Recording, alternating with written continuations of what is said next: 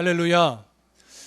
마태복음 9장에 흘러가는 말씀을 조금 기억을 더듬으실 필요가 있을 것 같습니다. 9장 1절부터 8절까지의 말씀에서는 예수님이 중풍병자의 병을 고치시면서 자신의 무엇을 드러나셨냐면 죄를 사하는 권세가 예수 그리스도에게 있다라고 하는 그 사실 자체를 보여주셨습니다.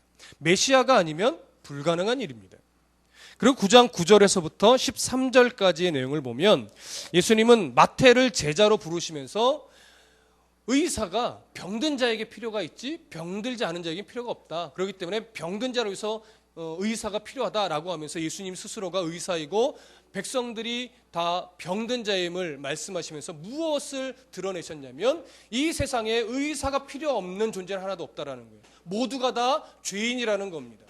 특히 누구에게 이 메시지가 필요했습니까? 바리새인들, 서기관들 이런 자들에게 더 필요한 메시지였습니다. 왜? 그들 스스로는 의인이라고 여겼기 때문에. 너희들이 의사가 필요 없는 의인이 아니다. 너희들도 의사가 필요한 예수 그리스도의 보혈이 필요한 죄인들일 뿐이다 라고 하는 것을 드러내신 겁니다.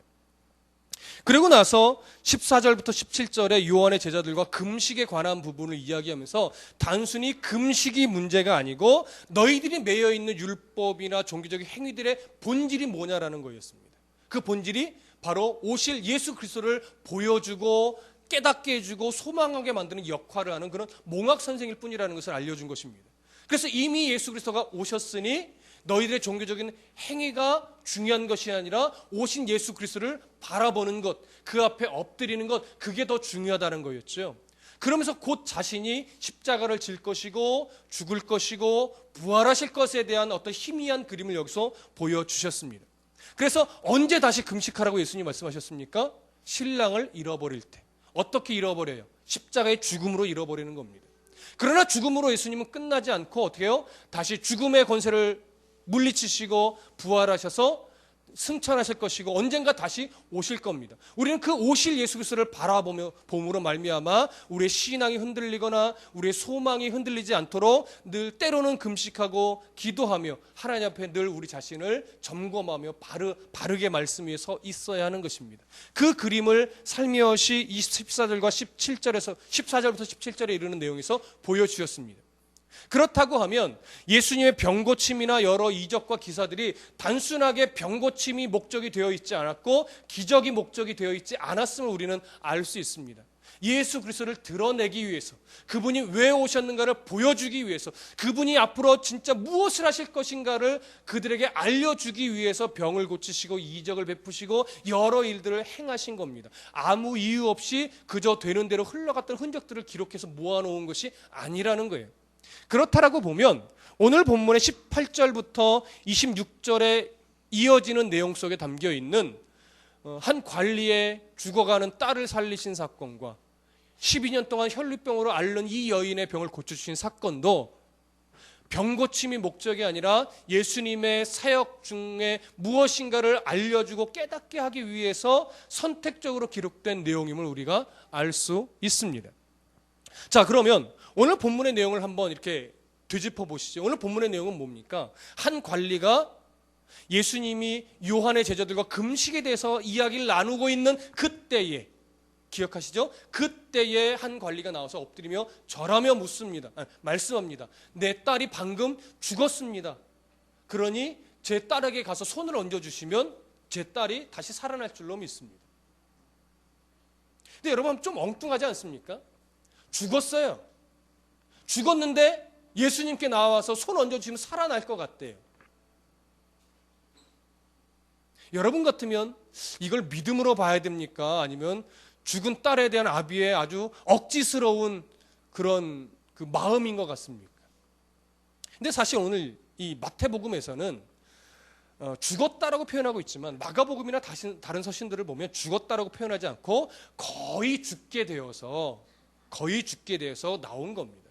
그래서 오늘 본문은요 굉장히 마가복음처럼 잘 풀어서 설명하고 있지 않고 함축적으로 기록하고 있어요. 왜 그럴까요? 이유는 마태복음은 유대인들에게 쓴 서신입니다. 마가복음이나 누가복음 다른 서신서들은 이방인들을 향해서 썼기 때문에 아주 그 내용들을 오해하지 않을 수 있도록 잘 풀어줘야 되지만 마태복음은 유대인들에게 쓰는 편지이기 때문에 유대인들이 오해할 수 있는 내용들을 잘 기록하지 않습니다.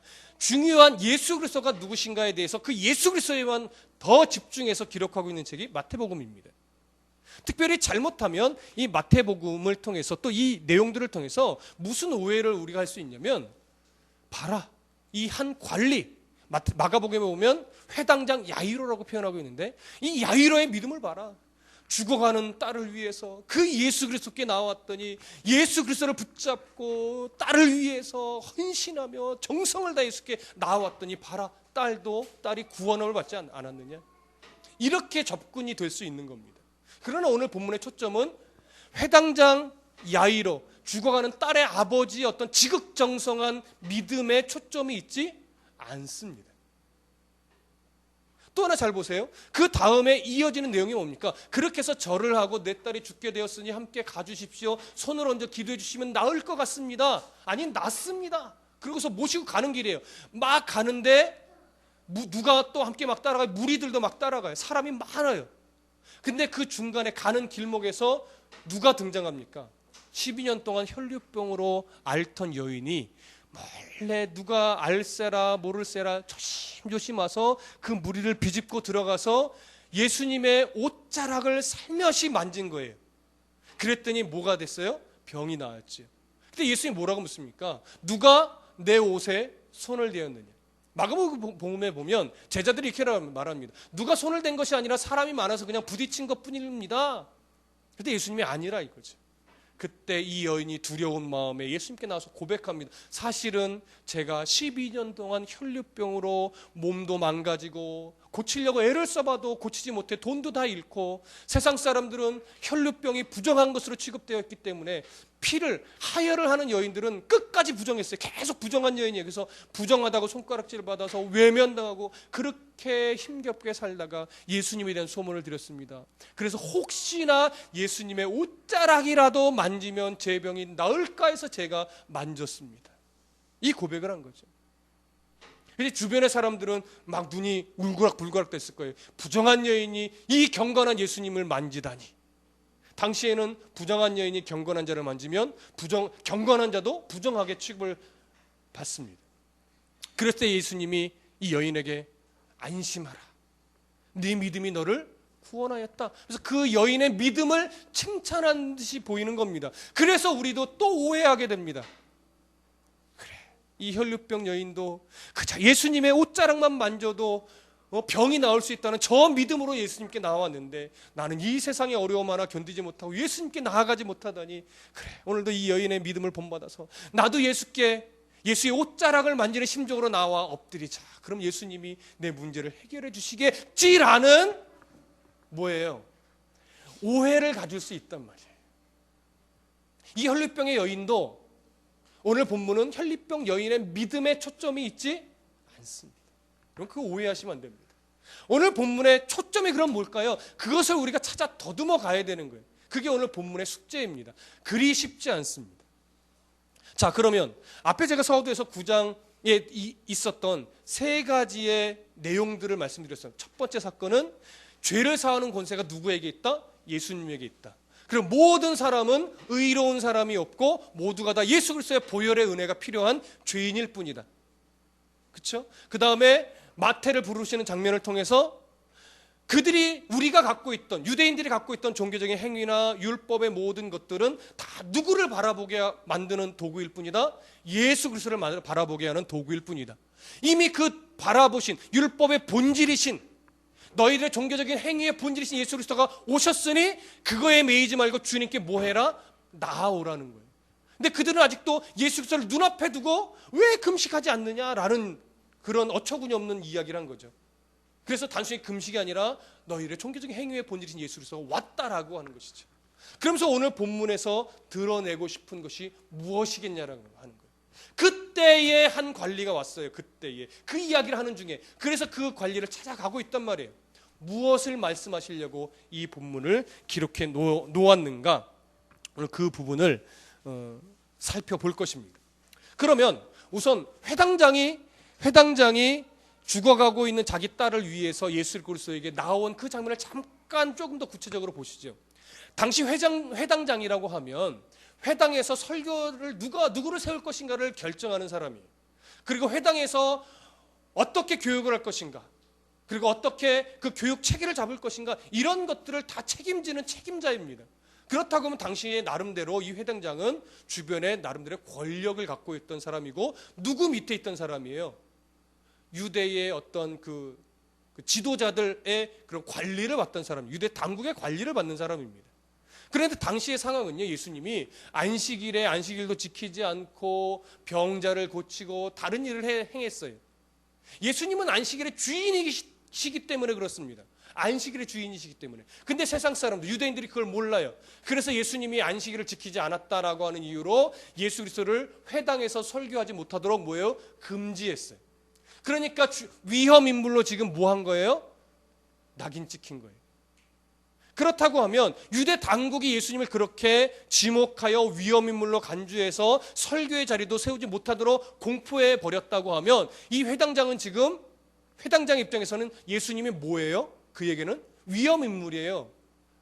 그에게 엎드릴 수 없습니다. 엎드려서도 안 돼요. 근데 이 회당장은 뭐 하고 있어요? 예수님께 자기 스스로가 딸의 문제로 찾아왔어요. 그리고 엎드렸어요. 그리고 구했어요. 제 딸을 살려주십시오. 당신이 손을 얹어 기도해 주시면 낫겠습니다. 율법도 아무리 당시에 권세가 있어도 뭘 해결하지 못합니까? 딸의 죽음의 문제를 해결하지 못합니다. 그렇게 해서 그 문제를 안고 자신의 어떤 위험을 감수하고 이 사실이 알려져서 문제가로 대두가 되면 이 회당장은 자신이 갖고 있던 모든 기득권을 다 잃어버릴 수 있는 위험에 있지요. 그럼에도 불구하고 그가 예수님 앞에 나와서 예수님을 자기 딸에게로 모셔갑니다. 근데 가는 도중에 이 12해 혈루병으로 앓는 이 여인을 만남으로 인해서 시간이 지체되고 있어요.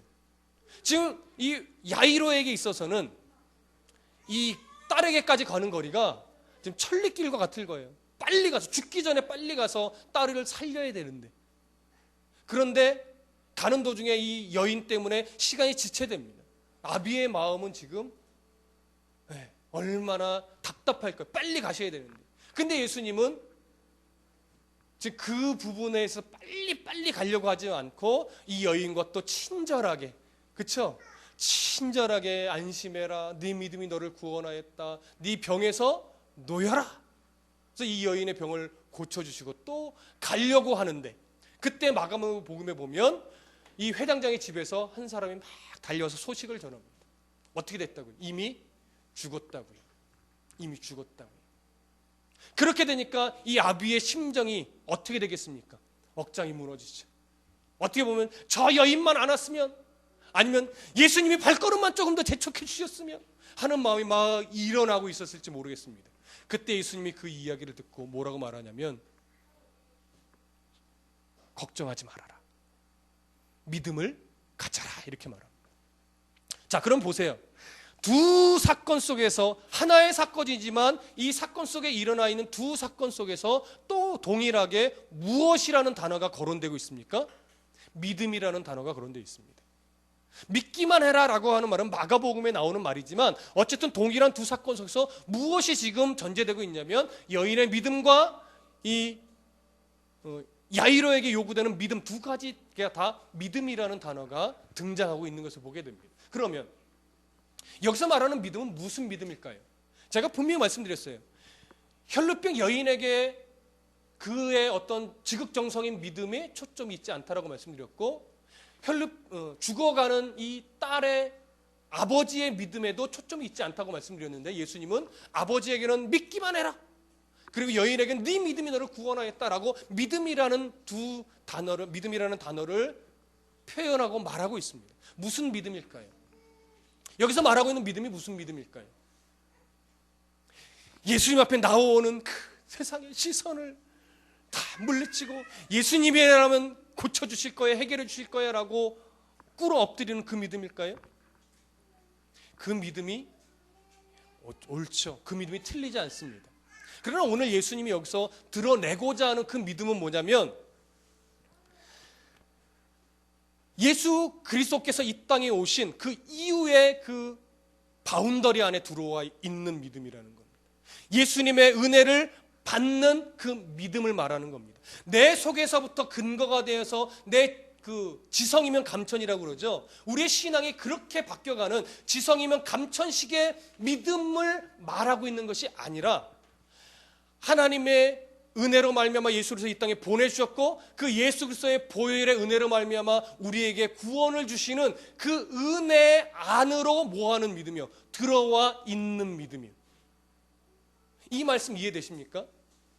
우리들의 지성이면 감천이다라는 식의 믿음은 예수 그리스도의 범주 안으로 때로는 들어와 있는 경우도 있고 아니 그것과 상관없는 경우도 있습니다.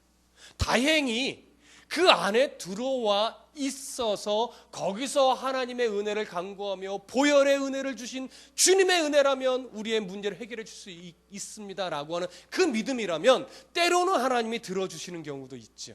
그의 상황과 형편에 따라서 하나님의 어떤 사랑을 드러내고 그게 경험시켜야 될 필요가 있다면 그렇게라도 구원을 주시는 겁니다. 은혜를 베풀어 주시는 겁니다. 그러나 그것이 지성이면 감천이다라는 식의 믿음이 전제가 되고 이유가 돼서 하나님이 외면하고 있다가 필요가 없음에도 불구하고 우리들의 어떤 그 열심과 정성과 노력에 하나님이 감동해서 병을 고쳐주시는 일은 뭐예요? 없다라고 하는 거예요. 그 오해를 먼저 풀으셔야 돼요. 그래서 내가 간구했는데 안 들어주셔. 그러니까 마음에 뭐가 있어요? 내 정성이 부족한가 봐. 내 열심이 부족해서 그런가 봐. 그래서 어디로 올라가요? 네, 기도원으로 가는 거죠. 기도원에서 몇 날 며칠 집회를 참석했는데 또 어떤 신유 집회를 또 갔는데 때로는 은사 집회를 갔는데 안 들어주세요. 그건 뭐예요? 내 정성이 부족한가 봐. 하나님이 그래 내 이 정도의 열심 갖고 어떻게 하나님을 감동시켜? 그래서 하나님을 감동시켜라. 이러한 마음을 가지고 이제 더 뭐예요? 더 깊은 더 열심을 보여주기 위해서 40일을 작정을 하는 거예요. 여러분, 하나님은 우리에게 어떠한 감동을 요구하지 않습니다. 그래서 산상수훈에서 너무 잘 봤죠. 그것이 뭐예요? 이방인들처럼 뭐하지 말아라? 중언부언하지 말아라. 중언부언이 뭡니까? 우리가 일반적으로 갖고 있는 중언부언의 개념은 목적을 상실한 기도를 보통 중언부언이라고 인식을 합니다. 그러나 산상수훈에서 예수님이 말씀하신 중언부언은 뭐라고 말씀드렸죠? 목적을 상실한 것이 아니라 이방인들의 신관념을 말하는 거예요. 이방인들의 신은 우리에게 인간에게 관심이 없는 신이에요. 그래서 그들에게 뭔가를 좀 얻어내고 내 기도를 응답하게 하려면 그들에게 최대한의 정성을 보여야 돼요. 그래서 내 기도를 그 신이 응답할 때까지 끊임없이 요구합니다. 수천 번, 수만 번. 마치 남녀호랑개교의 사람들이 자신들의 주문 외우듯이 하루에 수천 번 외우면 마음이 평안해지고 일이 잘 되어라고 그들이 말하는 것 같은 그런 신인 거예요.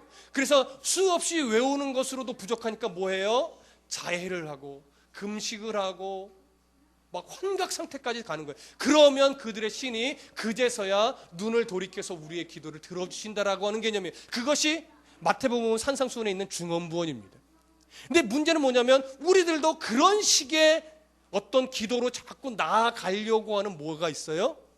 본성이 있어요. 본성. 그래서 예수님이 주기도문에서 첫머리에 뭘 가르쳐 주시는 거예요? 하늘에 계신 우리 아버지. 그러니까 너희는 이렇게 기도하라 이거예요. 이방인들처럼 중언부언하지 말고 너희는 이렇게 기도하라. 하나님이 너의 뭐가 돼주신다? 아버지가 돼주신다. 너 이렇게 자해해서 막 상처내고 이러지 않아도 아버지이신 너의 하나님이 다 안다 이거예요. 안다. 뭐가 필요한지. 그러니까 먼저 그의 나라와 의를 구하라는 거죠. 그럼 이 모든 것은 뭐예요? 더해 주시겠다라는 거예요. 왜요? 필요한 걸 내가 더 아니까. 머리털까지 세신 바 되신 분이 우리 하나님이시니까. 그러니까 너희들은 왜 그 하나님을 신뢰하려고 하는 싸움은 싸우지 않고 나를 감동시키려고 내가 원하지도 않는 그런 노력을 하냐 이거예요. 네가 내 은혜 안에 들어와만 있고 그것을 신뢰만 하고 있으면 하나님이 알아서 먹이고 입히고 채워준다 이거예요. 그래서 오늘 예수님이 오늘 본문에서도 말하고 있는 믿음은 뭐냐면 그 예수 그리스도의 보혈의 은혜 울타리 안에 들어와 있는 상태, 이것이 뭐예요? 믿음이라고 하는 거예요. 근데 우리는 자꾸 울타리 안에 들어와 있는 그 울타리를 벗어나지 않으려고 하는 싸움을 싸우지 않고 자꾸 하나님을 감동시키려고 하는 거예요. 여러분들이 어느 정도 해야 우리 하나님을 감동받을 수 있을까요? 여러분, 하나님이 내가 로또에 맞은 수십억 원을 한 푼도 나를 위해 안 쓰고 하나님께 다 드리면 하나님, 이야, 너 참 대단하다. 수십억 원이면 장난이 아닌데 그걸 널 위해 안 쓰고 나에게 바쳐, 이야, 내가 감동했다. 내가 이 모든 것을 더해줄게. 우리 하나님이 이러십니까? 여러분, 수십억 원 아니 수백억 원을 바쳐도 우리 하나님은요, 그것 때문에 감동하지 않습니다. 하나님, 어떤 사람이 주일 오늘 11시에 1시간만 일하면 20억 원을 준답니다. 근데 하나님, 20억 원과 구원의 은혜와 어찌 바꿀 수가 있겠습니까? 제가 주님의 사랑, 구원, 은혜가 제일로 큰 줄 알기 때문에 제가 오늘 그것을 아까워하지 않고 주님께 예배하러 나왔습니다. 하나님, 제 마음을 받아주시옵소서. 하나님이 감동하실까요, 안 하실까요? 그 마음에 감동하시는 거예요. 그래서 중심을 보시는 하나님인 거예요. 돈을 보시는 하나님이 아니에요. 재능을 보시는 하나님 아닙니다. 우리의 마음을 보시는 하나님입니다. 황소를 드림보다 뭘 원해요? 진정한 노래를 원해요. 그게 우리 하나님이고 그것이 우리 아버지십니다. 그러면 이들에게 요구하는 것이 그 믿음이라면 오늘 그 믿음을 통해서 우리에게 보여주시려고 하는 예수 그리스도의 그 중심 메시지가 뭐냐라는 것이죠. 그것은 바로 이것입니다. 앞에서 금식에 대해서 요한의 제자들과 나누시면서 무엇을 살며시 드러내셨냐면 이제 곧 내가 십자가에 죽으실 것이라는 거예요. 그리고 다시 부활하셔서 살아나실 것이라는 거죠. 예수님은 죽음의 권세에 매여 있는 분이 아니라는 거예요. 그것을 뭘로 지금 보여주셔요? 12년 된 이 여자아이가 죽었어요. 그리고 12년 된 이 부정한 여인이 고침을 받았어요. 이 부정한 여인은 이미 죽음의 문턱에 있는 여인이고 12살 된 이 소년은 회당장 야이로에 따른 이미 죽었어요. 근데 예수님으로 말미암아 그의 은혜 안에 딱 들어와 있으니까 예수님이 무엇의 은혜를 이들이 받을 수 있어요? 예수님의 구원의 은혜, 다시 죽었다가 살아나신 그 예수님의 완전한 보혈의 은혜, 생명의 문이 되신 예수 그리스도를 통과하는 은혜를 이들에게 뭐예요? 주시는 거예요. 보혈의 은혜, 생명의 문이 되신 예수님의 그 보혈의 은혜를 통과하니까 혈루병이 낫습니다. 죽었지만 뭐예요? 살아납니다. 누구를 보여주는 그림입니까? 십자가에 죽으셨다가 다시 살아나실 예수 그리스도를 보여주는 그림이에요. 그 예수 그리스도의 초점이 있는 것이 오늘 본문이지, 회당장 야이로의 아비된 심정의 그 지극정성 어린 믿음, 혈루병 여인의 그 죽어가던 몸을 그러나 주님만 붙잡으면 날 수 있습니다라고 하는 그 절절한 그 믿음 아니에요. 그 믿음 아니에요. 구원의 은혜 안에 생명의 문을 통과했다면 그 사람의 모든 죽고 사는 문제, 생사 화복의 문제는 다 누구의 은혜 안에 있다? 하나님의 은혜 안에서 하나님의 선하신 뜻대로 모든 것이 되어진다라고 하는 거예요. 오늘 우리에게 요구하는 믿음이 그겁니다. 구원의 생명의 문이 되신 예수 그리스도를 통과하는 그 상태에 놓여 있고 그 상태를 벗어나지 않으려고 하는 그 애씀, 이것이 바로 믿음인 거예요. 여러분들 그 믿음을 갖고 계십니까? 어떤 여러분들의 믿음의 색깔은 무엇입니까? 여러분, 오늘 우리가 이런 하나님 예수 그리스도가 보여주신 은혜 속에서 우리 안에 자꾸 놓쳐지는 것들이 뭐냐면, 오늘 우리가 아까 찬송했듯이 이런 찬송의 가사가 있습니다. 지극히 높은 주님의 지성소로 들어갑니다. 세상의 신을 벗고 주 보좌 앞에 엎드리리. 내 주를 향한 사랑과 그 신뢰가 뭐예요? 사그러져 갈 때. 제가 이 찬양을 처음 들을 때 제일 마음에 들지 않는 가사가 이거였어요. 그 신뢰가 사그러져 갈 때 하늘로부터 이곳에 장막이 덮이네. 아니, 하나님에 대한 신뢰가 사그러져 가는데 하나님이 왜 이곳에 장막의 그 은혜로 덮어주시는가? 신뢰가 가득해야지. 근데 제가 이 가사를 놓고 나름대로 꽤 많은 고민을 했습니다. 이 가사를 쓰신 분이 아무 생각 없이 쓰신 것은 아닐 텐데 왜 신뢰가 사그러질 때 주의 은혜가 덮인다는 말씀을 하고 있을까? 오늘 본문과 연결해서 이 가사를 제가 보면서 우리의 믿음은요, 우리들의 상황과 형편 때문에 하나님에 대한 신뢰가 뭐할 수밖에 없는 연약한 존재예요. 사그러져 갈 수밖에 없는 연약한 존재예요, 여러분. 여러분, 하나님의 은혜가 첫사랑 주님을 만났을 때 얼마나 감격스럽습니까? 그때는 내가 정말 일평생 주님의 은혜 놓치지 않고 그 은혜 하나만 갖고도 정말 주님을 위해 이 생명도 바칠 것 같은 때가 있었어요. 근데 보세요. 내 삶의 주변의 문제로 오늘날 많은 사람들이 뭐에 빠집니까? 우울증에 빠져요. 그러니까 임신하고도 임신 때문에 우울증이 생겨요. 가정에 어려운 일이 생기면 그 어려운 일 때문에 또 우울증이 생겨요. 그리고 또 건강의 문제로도 우울증이 생겨요. 요즘에는 우울증이 생기는 이유가 너무 많아졌어요. 옛날에는 몰라서도 그냥 넘어가서 우울증인지도 모르고 좀 이렇게 슬퍼하다가 다시 또 회복하고 막 이랬는데, 요즘은 그게 다 우울증이라는 것으로 다 되니까 다 병이 돼버렸어요, 그냥. 그렇죠?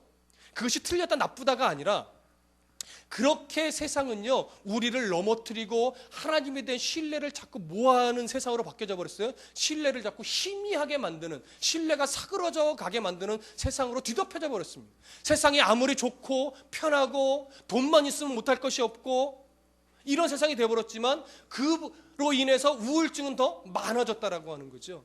그렇죠? 그렇기 때문에 단순히 우울증을 한 예로 들었지만, 그만큼 우리 주변에 일어나는 여러 일들은 우리 하나님에 대한 우리들의 신뢰를 자꾸 사그러지게 만드는 요인들이 다 되는 거예요. 그것을 한마디로 적용하면, 한마디로 표현하면 이겁니다. 여러분, 하나님에 대한 신뢰를 사그러뜨리는 근본적인 요인은 뭐 때문인지 아십니까? 욕심 때문에 그렇습니다. 탐심 때문에 그렇습니다. 아니요, 저는 욕심이 없는데요. 아니요, 더 비집고 들어가 보십시오. 더 갖고 싶고, 더 채우고 싶고, 더 든든하게 하고 싶고, 더 칭찬받고 싶은 이런 것들이 채워지지 않을 때 우리는 자꾸 뭐가 돼요? 근심하게 되고 또 우울해지게 되고, 그러다가 뭐가 사그러져요? 하나님에 대한 신뢰가 사그러져 가는 거예요. 그런데 그때 오늘 가사에 보면 뭐예요? 하늘로부터 장막이 덮여요. 왜 하늘로부터 그 신뢰가 사그러져 가는 우리를 하나님의 은혜로 왜 덮으실까요? 이유는 이겁니다. 모든 사람이 다 그런 연약한 존재이기 때문에.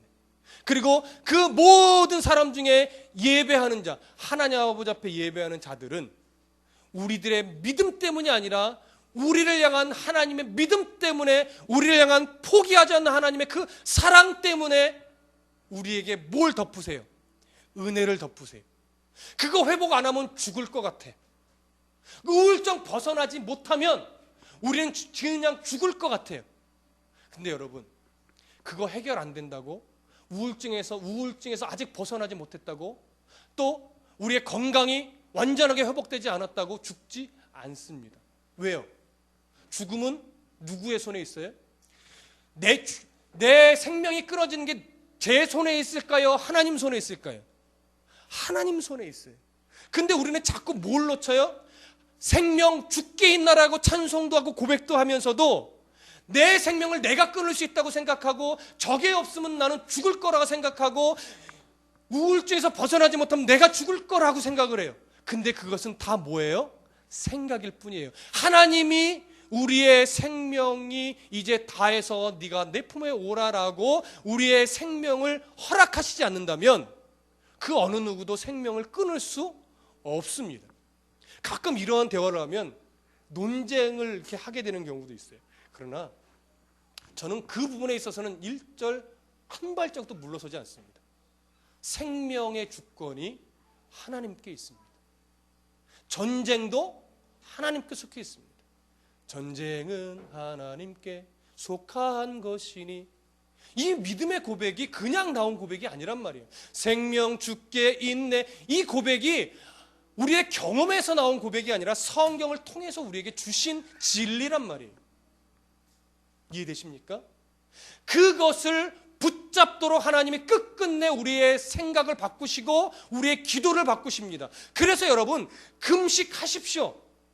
여러분들 욕심대로도 하십시오. 그러나 하나님이 그 금식에 또 그 기도에 그 삶의 태도를 다 뭐 할 거예요? 결국은 바꿔놓으실 거예요. 왠지 아십니까? 여러분들의 믿음 때문이 아니라 여러분들을 사랑하시는 하나님의 마음 때문에 그렇습니다. 그게 진리이기 때문에 우리들은 맨날 믿음이 사그러지고 하나님이 안 계신가벼, 하나님이 나를 사랑하지 않나 봐, 내 정성이 부족한가 하면서 맨날 신앙의 근거를 자꾸 내 속에 두려고 하는 그러한 습성이 있지만, 불변의 진리, 변하지 않는 진리는 하나님이 우리를 포기하지 않으면 우리는 절대 죽을 수도 없고 도망갈 수도 없고 망할 수도 없다라는 거예요. 이것을 붙잡는 싸움이 바로 믿음에 거하는 싸움인 겁니다. 이것을 놓치지 마십시오. 여러분들이 놓친다 하더라도 하나님이 놓치지 못하게 끝끝내 만드실 겁니다. 저는 이 하나님을 믿습니다. 그래서 여러분들을 위해서 기도하지만 걱정은 안 하려고 하는 편입니다. 걱정을 안 하는 건 아니에요. 걱정될 때 많습니다. 그러나 걱정을 안 하려고 애쓰는 편입니다. 왜요? 하나님이 여러분들을 붙잡고 있는 그 사랑이 더 크지 제 염려가 더 크지 않기 때문에 그렇습니다. 오늘 예수님이 그렇게 우리에게 뭐가 되주셨냐면 생명의 문이 되어 주셨음을 오늘 본문을 통해서 보여주시는 거예요. 죽었지만 죽지 않습니다. 죽을 것 같지만 죽지 않습니다. 누구처럼요? 혈루병 여인처럼, 죽은 소녀처럼요. 그들이 다시 살아났어요. 예수님도 예수님은 죽음의 권세를 다 물리치신 분이십니다. 우리도 그 믿음 안에 있으면 뭐 하지 않아요? 죽지 않습니다. 죽지 않습니다. 육신은 다해 죽을지 몰라도 우리는 다시 어디로 갑니까? 영원한 하나님께로 갈 것이고, 주님이 부활하셨던 것처럼 우리들도 다 부활하여서 하나님의 영원한 나라, 새 하늘과 새 땅에서 주님과 함께 거하는 때가 올 것입니다. 여러분, 이 소망이 없으면 아직 여러분들은 믿음의 깊은 단계로 들어가지 못한 겁니다. 그리고 혹여나 이 믿음이 좀 사그러져 계셨던 분이 있습니까? 오늘 이 말씀 속에서 위로를 받으시기 바랍니다. 생명의 문을 여러분들은 이미 통과한 자입니다. 그 안에 거해 있는 싸움을 잘 싸워서 믿음의 승리자요, 영원한 생명 되신 예수 그리스도와 동행하는 자요, 함께 살아가는 자임을 마음에 확신하고 하시고 더 은혜 안에 살아가시는 이 복된 하나님의 백성들 되시길 간절히 소원합니다.